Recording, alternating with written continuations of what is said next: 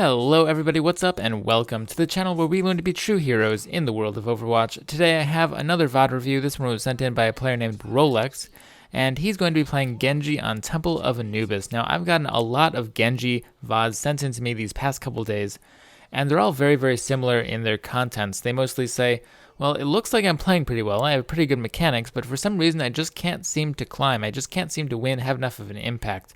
And that's a problem that a lot of Genji players have who I've seen in the past, just because of the nature of the hero makes it kind of difficult to really know what's helpful and what isn't, because you have so much mobility, you can be doing so many things.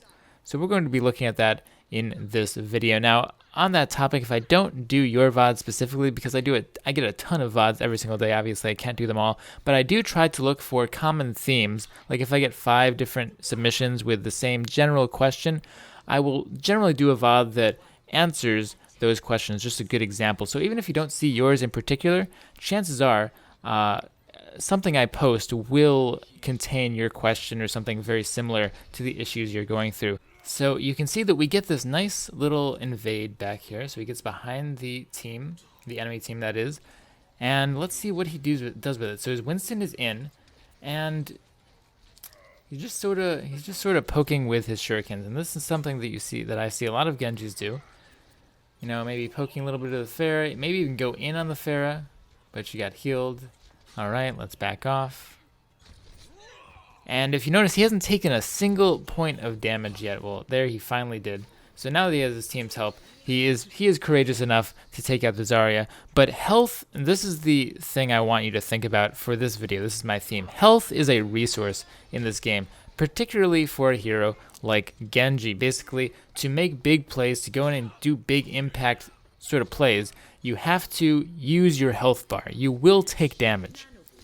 And a lot of Genji players, including Rolex, and this is justifiable because, I mean, most heroes, you don't want to take damage, particularly if you play supports, things like that. But for Genji, you have to take damage to do plays because you are a very melee-oriented hero. Not just your sword, but your right-click is melee-oriented.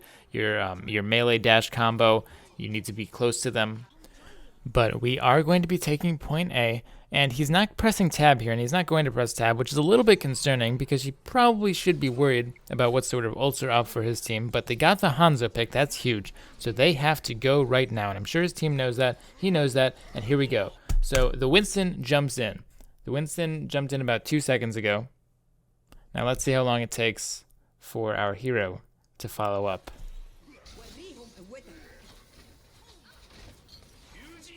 Here he goes. Okay, so that was about 8 seconds later. That's a very long time later, to the point where the Winston was already dead. Now, you can see what he's doing. If we come back, the Winston's about to jump in right now. But, I mean, that doesn't look like a very good place to be. That's kind of scary. There's damage you could possibly be taking there. But anyways, Winston's going to go in, and right now he's looking. So you can see the Reinhardt is scaring him away, but he's looking. Now, he still has all of his defensive cooldowns up, so he had no real problem coming in before that. It's just that he wouldn't have come out flawlessly like he did here. Now, he did pick a very safe time to go in, but you have to balance out safeness with impact. And if he had gotten all those kills earlier, by the way, note that the Mercy reses here. The Mercy just res. So again, he is kind of low on health, so he does have to be careful here. That's justifiable. He gets a nice slash on the Zarya ultimate.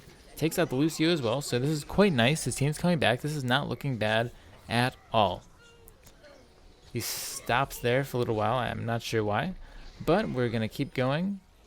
And he's going to dive in on the Hanzo. Not bad. So, not too bad, but we're not going to cap the point yet. Their team's going to respawn. Let's see what happens. Now we see a Reinhardt coming in over there. And he turns away. Now he should, of course, stay on the Reinhardt. Even with the bubble, continue to stay. Don't maybe attack through the bubble, but stay on the Reinhardt. But he's going to look over here, look back. And now we have a Zarya here with decent amount of charge. You can see the lights. There's still a Reinhardt over here.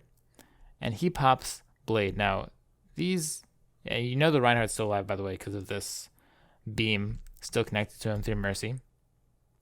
So let's see what he does with the blade. He immediately goes for the Mercy. Now Mercy doesn't have her res, remember. Mercy does not have her res, so she is a 0 priority target at this point.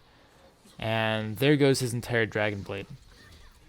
So again, he chooses the safe route of going for the Mercy, who can't really fight back, as opposed to the dangerous route of fighting the actual damage dealers for the other team. Because you notice that the Reinhardt and the Zarya both did a huge job in wiping out his own team, the ones that he let go earlier, in favor of the easier Mercy targets. So just setting up the theme of this. I think we've gone over enough. Let's check out some more examples.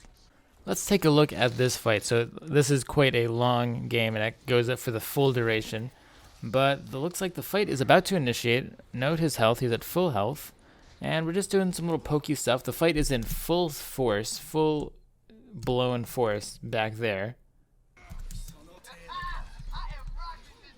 And we're just doing this little pokey stuff. Now his ult is almost up. And when you're a Genji, I know that this all looks very scary. This looks terrifying. Like, oh my gosh, I'm going to die. But if you're staying back and just doing that pokey poke while your team is fighting, that's just as bad as going hard and then dying. Because in both cases, you aren't really having that much of an impact. So always try to find a way. Even if you wind up dying too much at first, try to go as hard as possible, as aggressive as possible, and slowly dial it back until you have that perfect balance where you're going in as aggressively as possible and just barely living as Genji. And here is, I think, the Bazinga quotable quote of the day. If you're playing Genji and you consistently lose fights where you're at 200 health when the rest of your team is dead, that means you're not being nearly aggressive enough.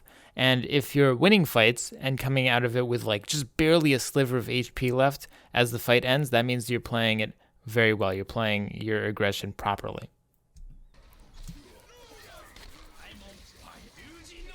So finally, okay, so if you look, his team is mostly dead, but because the enemy team has blown most of their cooldowns, he sees a chance to come in safely.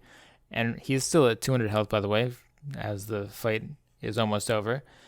And you're going to find that it feels good to get these kind of closing kills with Genji, but they're not very useful. And we're going to see he's going to dash through here, get the Mercy, that's great. Dash through here, probably, I think, get someone else, maybe the Mei.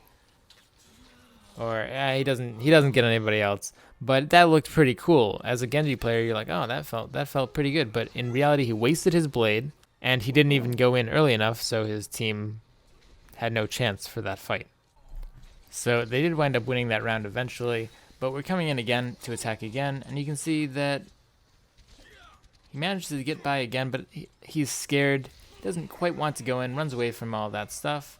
He's at quite low health, so that's not too bad. And we're going to see that Krolex is not bad. He has very good mechanics, but he only is comfortable to go in when his team really hand feeds it to him. So you see that he never really initiates any big plays himself. He always waits for his team to go in and then goes in afterwards, which feels very good. But if your team isn't doing the initiating, if your team isn't making the plays, then that means you aren't doing it either.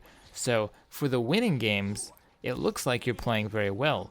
But for the losing games where you need to kind of carry your team a little bit more, it definitely starts to look a lot worse. But they are going to take point A again. And we have Dragon Blade rather for point B. This is looking quite good. His team should be winning this. They got an initial pick. So here we go. Dragon Blade comes in. And again, right now he's very confident because his team just is rolling through. But you're going to see that play there, even though he died, he wound up doing more than a lot of the other fights where he lived because of that early impact. Now, I'm not saying that you should overextend every fight and die every fight for no reason. Absolutely not. But in general, to get better at Genji and other divey, aggressive characters, you want to start out overly aggressive and then slowly tone it down. Anyway, if you haven't already, make sure you go check out E-League LAN event that's going on Twitch right now. It has amazing production value. It's just awesome. The best teams in the world playing against each other. $300,000 prize pool, and it's just great. I've been watching it. There's been some amazing matches, so go check it out. I'll probably be doing an analysis on the finals of that tournament, so look forward to that as well. But anyway, guys, I hope that you enjoyed. I hope you learned something, and maybe even had a little bit of fun. So good luck in solo queue, and have a great night. Peace out, guys. I kissed a girl and I liked it.